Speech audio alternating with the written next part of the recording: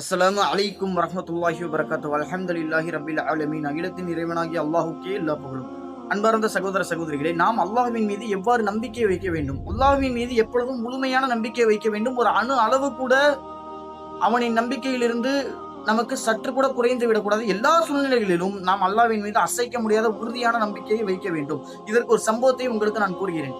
அல்லாஹ் குர்ஆனில் சொல்கிறான், அல்லாஹ்வின் தூதரிடத்தில் உங்களுக்கு அழகிய முன்மாதிரி உண்டு என்று. அல்லாஹ்வின் தூதர் அவர்கள் மக்காவில் பிரச்சாரம் செய்கிறார்கள், இஸ்லாத்தை கூறுகிறார்கள். பல எதிர்ப்புகள் அவர்களுக்கு நடைபெறுகிறது. இதன் காரணத்தால் அல்லாஹ்வின் அனுமதியுடன் மதீனாவிற்கு செல்கிறார்கள். அபூபக்கர் அலியும் அல்லாஹ்வின் தூதரும் மதீனாவிற்கு பயணமாக செல்கிறார்கள்.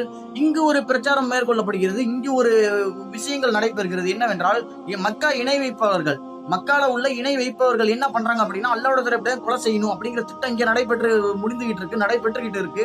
அப்ப அல்லாஹ்வின் தூதரும் அபூபக்கர் அலியும் பயணத்துல ஒரு சவுர் என்ற குகையில தங்குறாங்க. தங்கக்கூடிய நேரத்துல இங்கேயும் ஒரு அறிவிப்பு வெளி வந்து விட்டது. என்னன்னா, முகமது நபியை நம்ம எப்படியாச்சும் யார் முகமது நபியை உயிரிடணும் அல்லது கொன்ற வருவார்களோ அவர்களுக்கு 100 ஒட்டகங்கள் பரிசாக வழங்கப்படும் ஒரு அறிவிப்பு வழங்கப்படுது. எல்லா நிறைய பேர் தேடுறாங்க, இவங்களை வலை வீசி தேடுறாங்க. ஒரு கிட்டத்தட்ட சவுர் குகைக்கு அருகிலேயே வந்துட்டாங்க.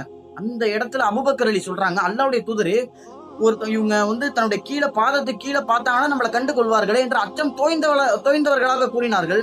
அப்பொழுது அல்லாஹ்வின் தூதர் சொல்றாங்க, அந்த வார்த்தையை நம்ம நல்லா கவனிக்கணும். இந்த அளவுக்கு இவ்வளவு இந்த இடத்துலயே தன் கொல்லப்பட போறோமா அப்படிங்கிற நிலைமையில கூட அல்லாஹ்வின் மீது இந்த அளவுக்கு நம்பிக்கை அப்படிங்கறத பார்த்தாலே வியப்பா இருக்கு. அதனாலதான் அல்லாஹ் சொல்றான், அல்லாஹ்வின் தூதரிடத்துல உங்களுக்கு அழகிய முன்மாதிரி இருக்குன்ட்டு.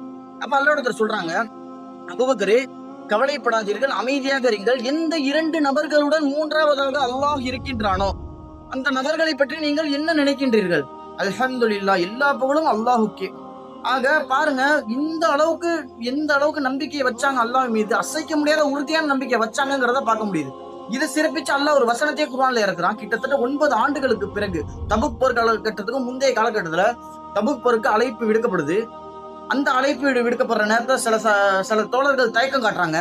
அப்ப எல்லாம் அந்த வசனத்தை இறக்குறான். என்ன சொல்றான்?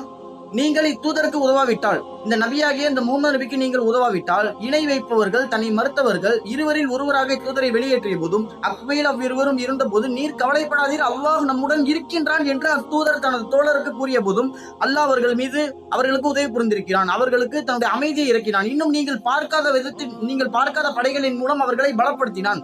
தன்னை மறுப்போரின் கொள்கையை தாழ்ந்ததாக அல்லாஹ் ஆக்கினான். அல்லாஹ்வின் கொள்கையே உயர்ந்தது. அல்லாஹ் மிகைத்தவன், ஞானமிக்கவன் என்ற அந்த வசனத்தையே அல்லாஹ் இறக்குறான்.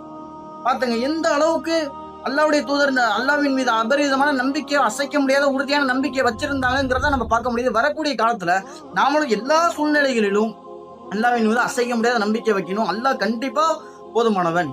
யார் அல்லாஹ்வை அஞ்சுகிறார்களோ அல்லாஹ் அவருக்கு ஒரு வழியை ஏற்படுத்துவான். இன்னும் அவர்கள் அறியாத விதத்தில் அவர்களுக்கு உணவளிப்பான். அல்லாஹ்வை நம்பிக்கை கொண்டவர்களுக்கு அல்லாஹ் ஒருவனே போதுமானவன்.